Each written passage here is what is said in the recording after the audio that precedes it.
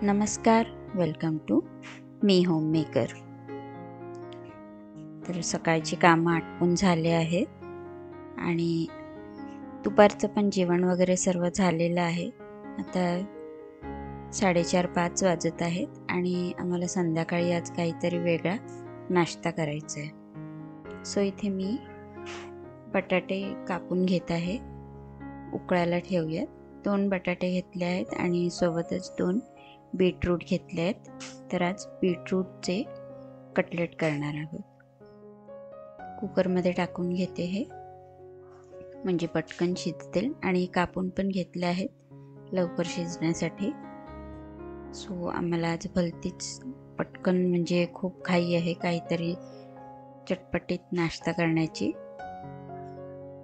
Beetroot हे मी अगोदरच धुवून ठेवले होते. फक्त आता हा वरचा आणि खालचा साईड काढून उकळायला ठेवूयात. सो जर तुम्ही माझ्या चॅनलवर नवीन असाल, कारण माझं पण चॅनल सध्या तरी नवीनच आहे, 3रा का 4थाच व्लॉग आहे हा माझा. सबस्क्राईब केलं नसेल तर प्लीज सबस्क्राईब करा, म्हणजे मला थोडंसं सपोर्ट मिळेल का माझे व्हिडिओज बघत आहात म्हणून. तर इथे 2 ते 3 शिट्या होऊ द्यायच्या आहेत आणि लगेचच मग हे बटाटे आपले शिजून जातील. तर कुकरच्या शिट्या झाल्या आहेत आणि तुम्ही माझा कालचा ब्लॉग पाहिला का? कारण त्यात मी एक छोटीशी गोष्ट सांगितली होती.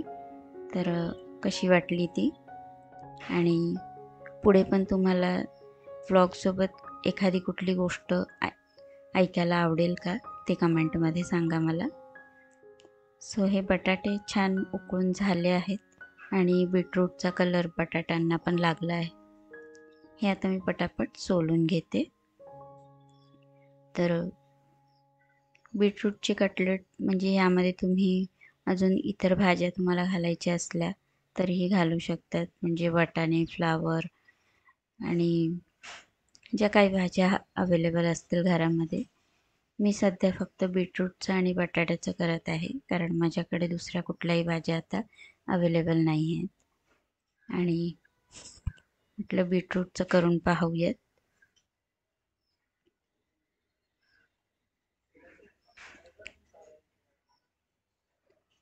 तर हे छान वाटले कटलेट झाल्यानंतर.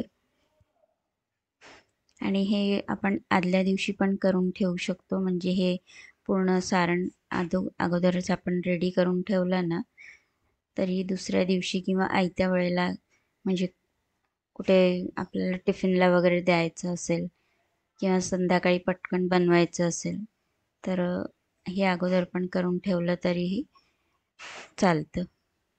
आता हे बटाटे मी किसून घेतले आहेत, कारण मॅश केलं ना तर ते थोडेसे मोठमोठे त्याचे कुठे कुठे गोळे राहून जातात. तर किसून घेतलं तर अगदी एकसारखं होतं हे सर्व, आणि व्यवस्थित मिक्स पण होतं.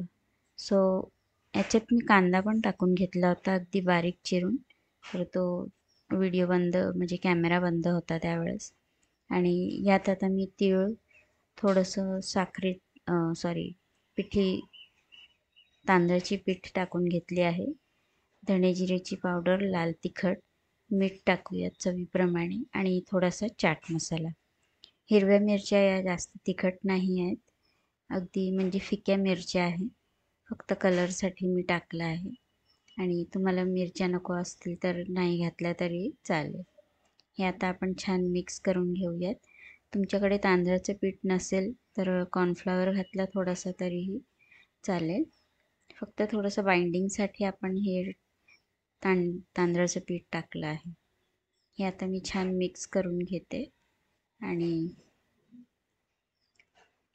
पटापट आपण हे करूयात आता. सो अगदी मस्त छान असा गुलाबी कलर आलेला आहे. म्हणजे पूर्ण जो मिक्सचर आहे त्याला मस्त असं बटाट्यांना पण गुलाबी कलर लागला आहे. याची आता मी म्हणजे हा गुलाबी कलर आहे म्हणून याची मी आता हार्ट शेपचेच कटलेट करणार आहे.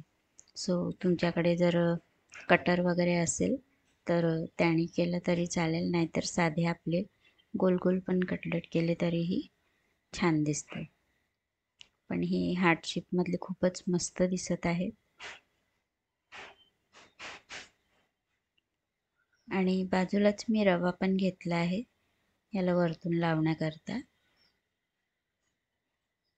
तर हे बघा छान असे अगदी खूप मोठे पण नाही आणि छोटे पण नाही.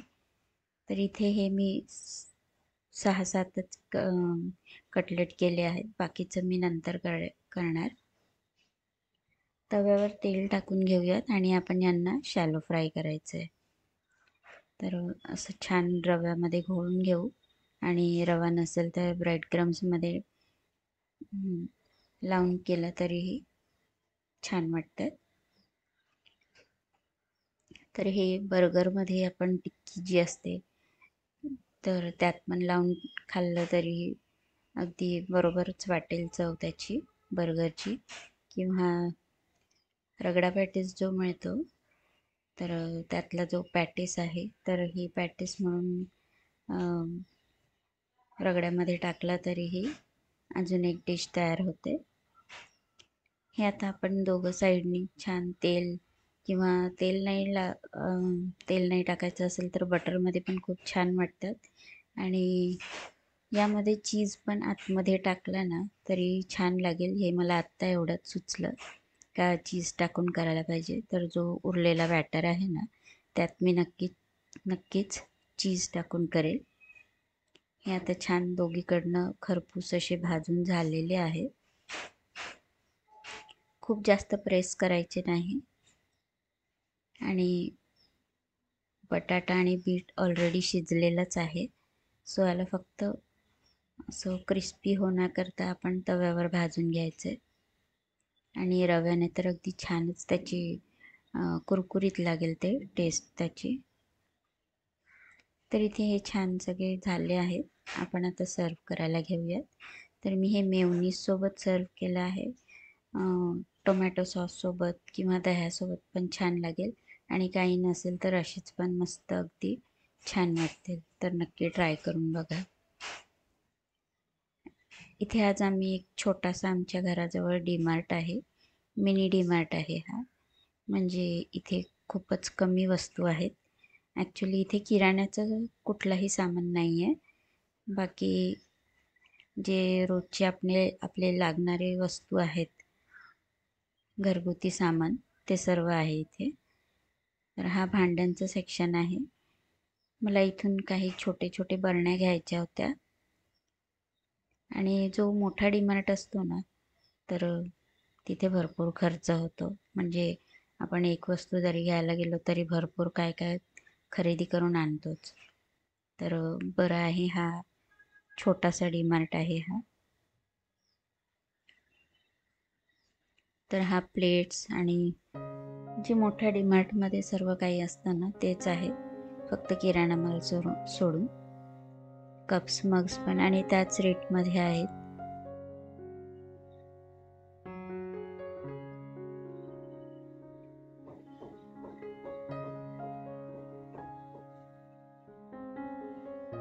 तर ही प्लेट छान वाटत आहे पण सध्या तरी मी घेत नाही आहे. कारण मी असं ठरवूनच आले आहे घरून का ज्या मोजक्या वस्तू मला घ्यायच्या आहेत तेच मी घेणार आहे.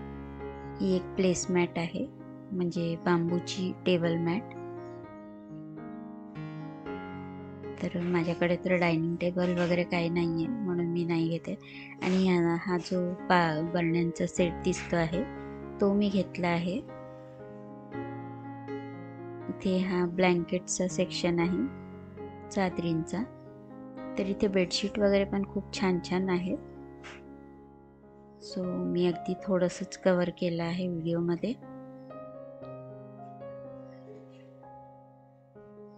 हा स्टेशनरीचा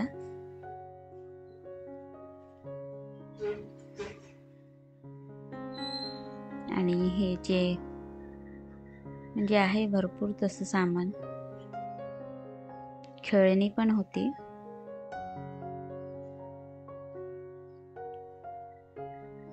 सो DIYचं पण सामान भरपूर आहे इथे.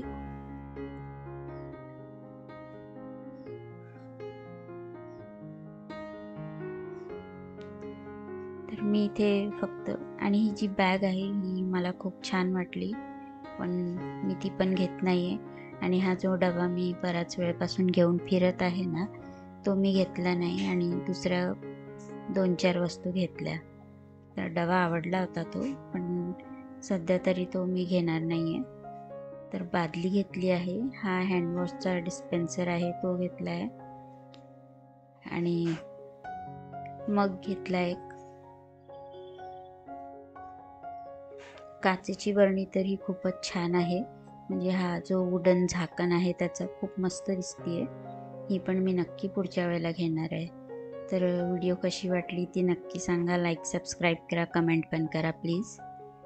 आणि पुढच्या व्लॉगमध्ये पटकन भेटूयात. तोपर्यंत बाय.